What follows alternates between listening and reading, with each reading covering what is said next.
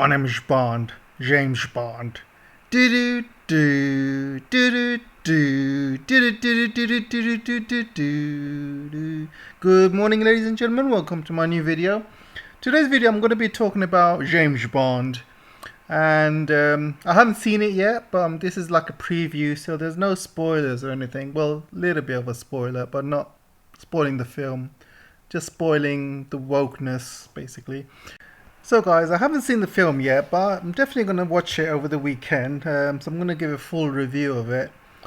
I have been looking at the papers, and the papers have not been spoiling it as much. They've been coming up with titles such as this.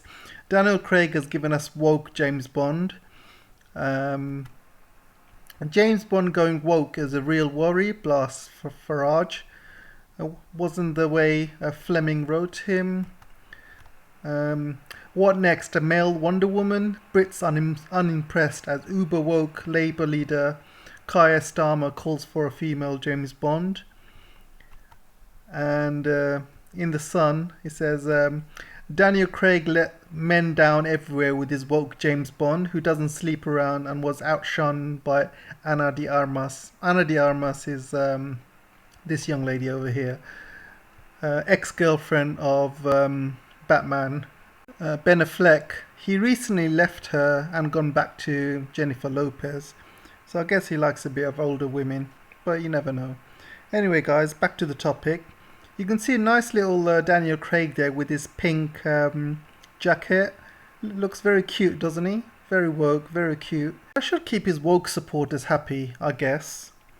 Anyway guys, I'm really worried. I'm very worried, and you know why? I just think they've destroyed James Bond. I think that is the end, really. I mean, everybody I spoke to, everyone that's been looking forward to watching a James Bond film is not looking forward to this. All of my friends, they've just had enough. Similar to all my Star Wars friends that used to love Star Wars. Since they've destroyed The Last Jedi and Rise of Skywalker, none of my friends are interested in Star Wars anymore. And you see all of these YouTubers all over YouTube, like the Phantom Menace, Doomcock, and Nerdrotic, and Midnight's Edge, and Geeks and Gamers. All of these people are just put off Star Wars. Same thing's happening to every single franchise. They're just woking it to the max. I don't know what's wrong with these. Hollywood's been invaded by these SJW mission and one goal, and that's to woke Hollywood to the max. They are woking everything, every single franchise. You're talking about Terminator, Dark Fate, they woke that to the max. They're woking James Bond, they're woking X-Men, they're woking Marvel. Everything that men love, they're woking He-Man. Everything that you've grown up with, every single strong male character, they've just woked it to the max. And I just don't understand why they're doing that. Why can't they just come up with their own female character or a separate character? Why do they have to destroy everything that's been built for generations? James Bond has been around since the 1950s. Why destroy it? I know you've got to be, up there with the times and stuff, but this is not coming up with the times. Everyone knows that when you go woke, you go broke. Everyone knows that. And nobody's going to see this film. This film's gonna tank big time. It's gonna absolutely tank. So let's look at the trailer, shall we? And I want to show you how woke this trailer is. It's absolutely ridiculous. The world's moved on, Commander Bond. You were 00? 2 years. So stay in your lane. You get in my way, I will put a bullet in your knee. The one that works. You see this, guys? Absolutely woke. So James Bond being replaced by this woman here, Lashana Lynch, and look at this clip. James Bond not the man or the leader anymore. You gotta sit behind the woman. This woman runs everything. This woman runs a show. So they've already gone woke with this female 007 character. Not only has she taken his 007 mantle, right? She's also taken, the lead role. All the women in this film are strong, powerful women. None of them need saving by James Bond. In fact, they save him. And the funny thing is, they want to obviously tick all the diversity boxes. So they've not only did they have a female James Bond, they wanted to make her black, and they also wanted to tick the, plus size and ugly, that those boxes as well. They don't want to have a beautiful woman as James Bond. No, they got to have a female. She's got to be black. She's got to be plus size, and she's got to be a bit ugly. Those are all the tick points that these SJWs go for. All these Hollywood woke merchants. So yeah, obviously she's ticked all the boxes. You can see here. Oh, that's so cute. Look at James Bond here in this film. He's so cute, isn't he? This is what they're doing to James Bond. Oh, I'm dying, guys. I'm dying. Not only that, guys. This is absolutely ridiculous. Not only that, they're happy to woke James Bond and the female characters, but when it comes to the villains, they make them really trope. So this article here, James Bond criticised for outdating that old-fashioned portrayal of villains. So what they're trying to say is, when it comes to the villains, they make him look like again, you can see here, once again, the villains are marked out by scars in their faces, a physical disfigurement, impalement, as it's a trope, it's old-fashioned and it's outdated, and he has an impact. So when it comes to doing the villains, you got to make them ugly. You got to have all these disfigurements in their face, and so when they come on screen, you know that he's a bad guy. That is such a trope. That is so, this is not coming up with the times. But they're happy with the SJWs making the women as powerful characters.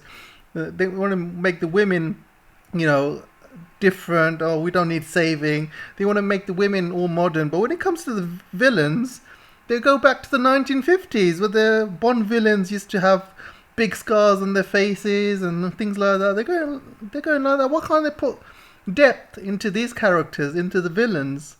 Why can't they do that? It's just absolutely ridiculous, guys. And I saw this article as well, written by another woke merchant. She says, why James Bond is being called basically I can't say this word, otherwise this video is going to be taken down. So, but it's basically an R word. They're calling him an R word, basically. So, I don't know, guys. We're living in a new woke world. I understand that. But why do they have to destroy these franchises? I've grown up watching Bond. And it's a guy thing. It's a fantasy. It's not real, right? Ian Fleming wrote those books. It's a fantasy. So it's fantasy written for men. And men love it because, basically he's good looking. He gets all the women. He's very charming. He's got amazing gadgets. He's a spy. He gets to kill whoever he wants and gets, he saves the world.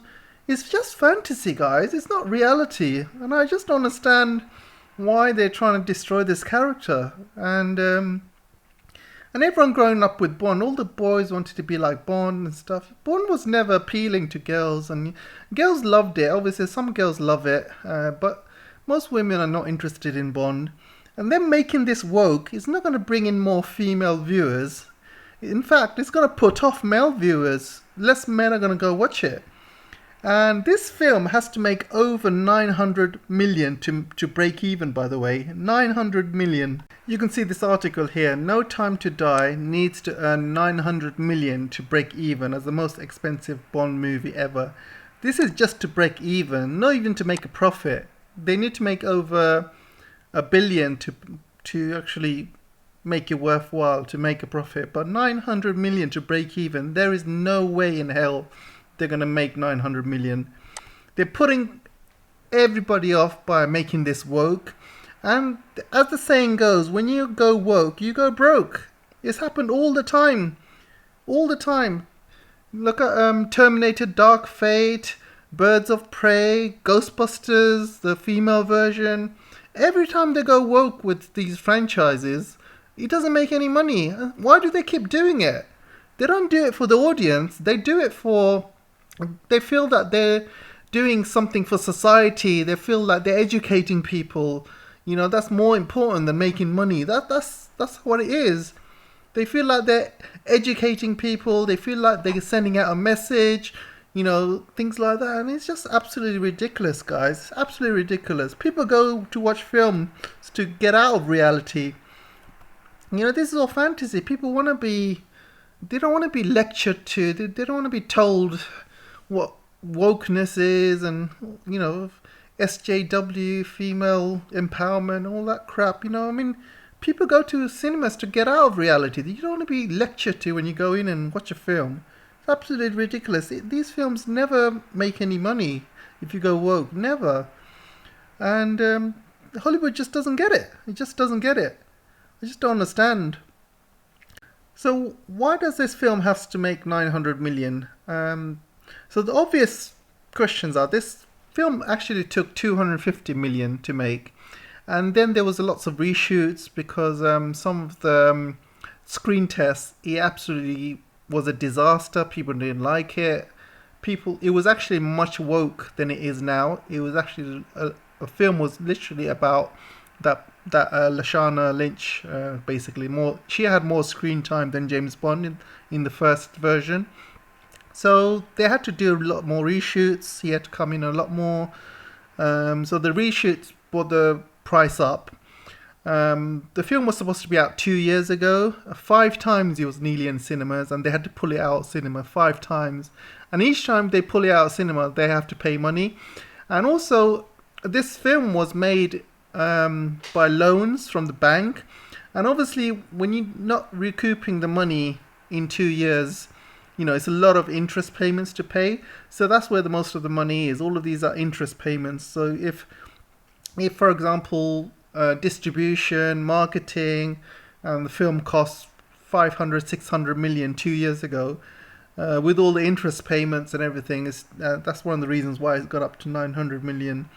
So they need to make more than 900 million to break even, otherwise they are screwed.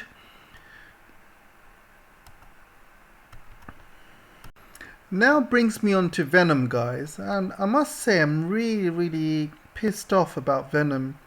So the latest Venom film, they're marketing it as a gay film for some reason. 10 Reasons is become an LGBTQA. Venom Let There Be Carnage is actually a queer love story with a groundbreaking coming out scene. And is Venom Let There Be Carnage really a gay story? So this has been coming out because the director of the film has said something about this is going to be a very gay story. Venom is going to be kind of gay or something. And I haven't seen the film, so I'm a bit shocked, thinking, what the hell are they doing here? You know what I mean? It's just absolutely ridiculous, guys. I don't know what the hell they're doing. I mean, first of all, it's a PG-rated film. And one of the things I did not like about the first Venom film is just too... there's no violence, there's no blood. It was PG. It's basically made for kids. If you watch it again, you'll see there's hardly any blood. You won't see any blood at all. No blood whatsoever. It's just a PG film. Well, generally the film was okay.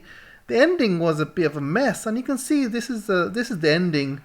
And it was just a CGI fest with all sorts of... it's like someone throwing paint against the wall. It was just a CGI fest with... You couldn't hardly see anything. It was just such a mess.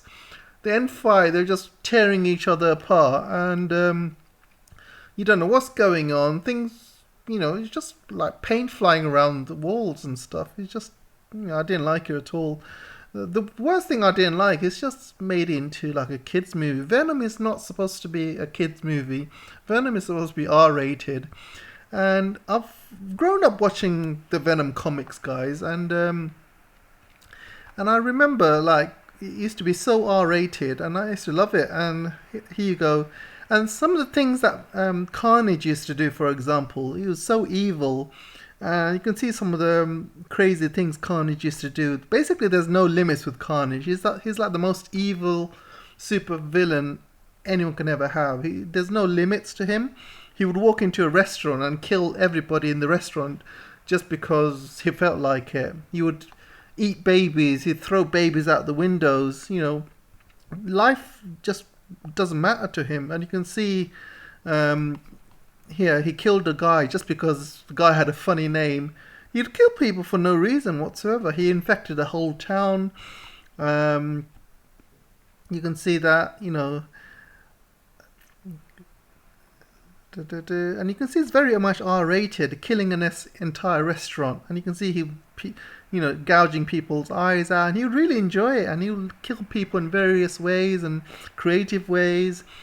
And that's why Carnage and Venom should be R-rated, guys. I don't know why they're making it into a PG film for kids. I mean, look at Venom. Venom is quite a scary animal. I don't know why they're making this into PG. And obviously, you know why? Because they want to make money. And the best way to make money is to make a PG-rated film and get all the kids in, and that's how you're going to make most money. With R-rated films, the last R-rated film I watched was Suicide Squad, and that was perfect. I loved the film, but unfortunately the film didn't make as much money because it was R-rated, so only adults can go and see it. So obviously because of that, they're making a lot of these films PG when they really shouldn't be PG. It's just kind of ruining the film, to be honest.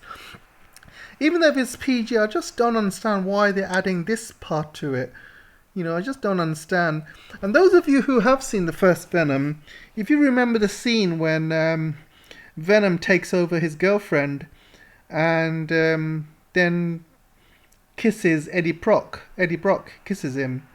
And Venom was still in control of his girlfriend. So his girlfriend wasn't in control. Venom was in control. So he was literally tonguing Eddie Brock at the time, and he was kissing him. So when I did watch it in the cinema, I thought that was a bit strange. Venom's the one that's actually taken over his girlfriend, not the other way around. So Venom was in control, not the girlfriend, and he was literally snogging him, which I thought was a bit strange. But it sounds like they're going to take this to the next level in this film, in this part. They're going to take it a step further, which I'm not looking forward to. But yeah, this is Bond is going one direction, and this seems to be going in a completely different direction. And all these woke people, SJWs, and all these LGBTQ communities, I'm sure they would love it, and they're probably loving it, even though they are a minority, guys. These people on Twitter, these LGBTQ community, these woke community, they're a minority, guys. They're a minority. They'll probably go watch the film, but they're not gonna be fanatics like most guys are. Guys read the comics, they collect the comics, they buy the action figures. They're the ones that pay money. Do you know what I mean? And they're the ones that take their kids, talk about with their kids, and they're the ones that build up the fan base, not these LGBTQ woke fanatics. They don't really care about these franchises. All they care about is what message they're portraying. But the actual fans, they're just kicking away the actual fans. They're just, scaring them off. Nobody cares about Star Wars anymore. People are being put off with Marvel as well. So I just don't understand what they're doing with all these franchises. Do they want to lose money? Because that's what it looks like. And right now, Hollywood needs money. Disney's bleeding money badly. Hollywood is bleeding money. They're making films, 200, 300 million budgets with the marketing and distribution goes up to 400 million, 500 million. They need to make that money back, but no. Especially with COVID times, there's not many people going into cinemas. So if they're going to carry on with this woke marketing nonsense, they're not going to make that money back. It's just going to put people off. You know, the real fans are being put off cinemas because of, you know, films like this going woke, going gay and stuff like that. It's absolutely sad, guys. Absolutely sad how Hollywood's being, what direction Hollywood is going at the moment. So I'm not looking forward to how Hollywood is going, but I'm looking forward to watching them burn, because they are going to be burning. But if they're going to carry on sending out films like this, I can see Hollywood burning in the next year or so. Anyway, guys, I'll let you go, and I'll see you in the next video.